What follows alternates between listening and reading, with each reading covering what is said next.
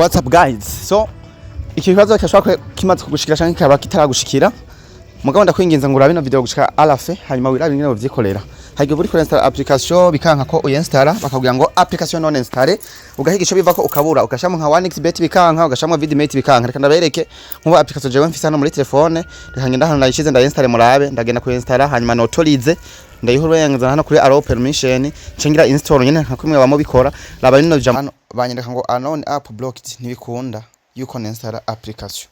Iki kibazo rero hari gihe wowe utari bwakibone ubona canke mugenzi wawe amaze kukibona ndakwinginza urabe no video gushika aho iherera hanyuma urabe ingene wocu byikora gatoye mu gihe byo kubako canke bibaye kuri mugenzi wawe urabe ingene woshobora kwica uyu mutumuro gusa suivre hano hejuru kuri no jambo ry'ubururu udukurikirane kugira ngo hatagira video nimwe ijanye n'ibintu nka kenibi zo kwigera gucika. Right, let's get started without further ado. Wagiye rero muri parametre ndakwereka uko bigenza ukuntu rero ubikuramo uraza kwinjira muri parametre ya telefone yawe. Cyo ndiko nkoresha icyongereza hano handitse settings, hanyuma murabona hano handitse ngo setting security and privacy. Aha security and privacy tuza kwinjirayo nkuko hanyuma tumaze kwinjirayo murabona hano hepfo manuye ahantu handitse ngo auto blocker, your phone is protected.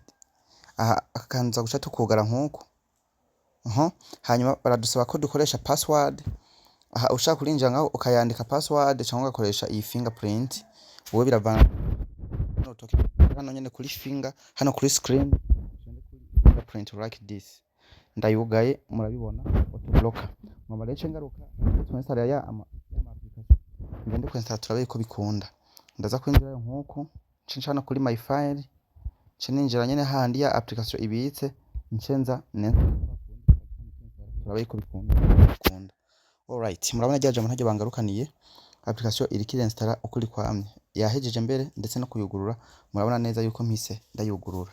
Iyi application ndabibutsa yuko ari application igufasha gutreshaje ikintu kuri YouTube ukivanye kuri YouTube ukagishira muri storage ya telefone yawe.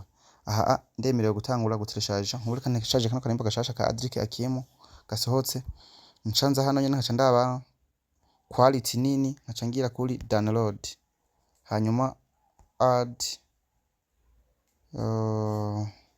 changira add murabona yuko treshargement yatanguye bana ko indirimbo iri kayitresharge aha mu kanya ihejeje ndaguca ndayibona muri storage ya telefone yanje. So caco cigwa c'ubwengene n'abateguriye mubandanye mukora ama partage menshi mwareka no muri commentaire. Thank you for watching and choosing me. Ni ibigezeho kuri telefone nyene page yonyene yizewe bibaho ibigezeho nibindi. Thank you.